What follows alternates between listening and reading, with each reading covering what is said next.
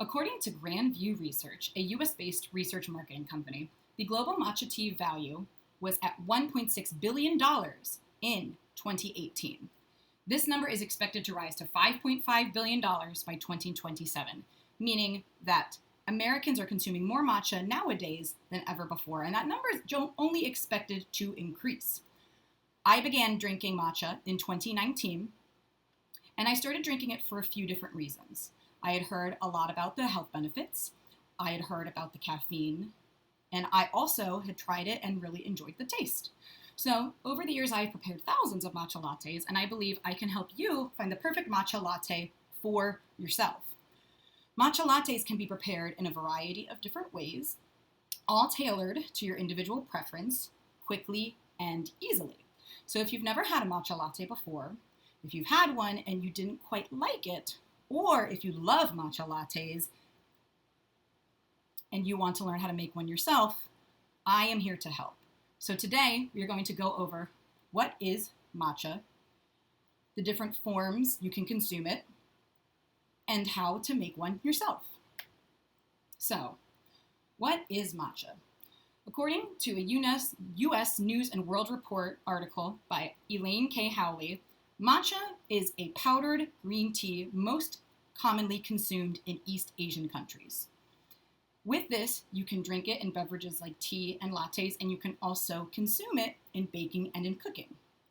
Now, people drink matcha for a few different reasons, but in a 2023 Healthline article titled 7 Proven Ways Matcha Tea Improves Your Health, we find that people usually drink it for its health benefits because matcha is very high in antioxidants. There are other reasons people drink it too. People drink it because of its caffeine content. For some caffeine-sensitive individuals, it is much easier for them to consume than coffee is. And then I fall under the category of people who drink it mainly because they find that it tastes pretty good. Now, because of its popularity, it has become much easier to find matcha in stores. I found this in Costco, and this is what it looks like in its raw form. Now, not only can matcha be prepared in a few different ways, but matcha lattes can also be prepared in a multitude of ways as well. So, traditional matcha tea is made by combining the powder and water, mixing it, and then drinking it just like that. Matcha lattes, on the other hand, are a little more indulgent since you are mixing the powder with milk and consuming it that way. Now, as somebody who doesn't drink dairy, I always use oat milk, but you are welcome to use any type of milk that you prefer. Now, whether you're drinking it hot or cold, the preparation for a matcha latte is always the same. And so if you are looking to consume a matcha latte, and if you do it at home, it is always fast and easy. And if you want to make it to your taste, it all depends on the amount of matcha, sweetener, and milk that you use. So right here, I have a traditional matcha bowl and whisk. And when using this, you put the powder and water inside, and with your bamboo whisk, you simply mix it like so. This I don't quite prefer when I'm making my daily cup because it gets a little messy and you do have to transfer it into your glass. So what I prefer using is a milk frother. Now this, you just put inside of the glass once everything is already in whatever it is you're drinking out of, and then you mix it just like so. Now, the actual recipe that's listed on my Sencha Naturals Everyday Matcha Bag explains that you need to be mixing 1/4 teaspoon of matcha powder per 8 ounces of milk. Now, the way that I have created my matcha lattes is per 16 ounces, and I combine 1 tablespoon of matcha powder, 1 tablespoon of sugar. I combine that with a little bit of warm water, and then after that, I add my oat milk, and I top it off with ice.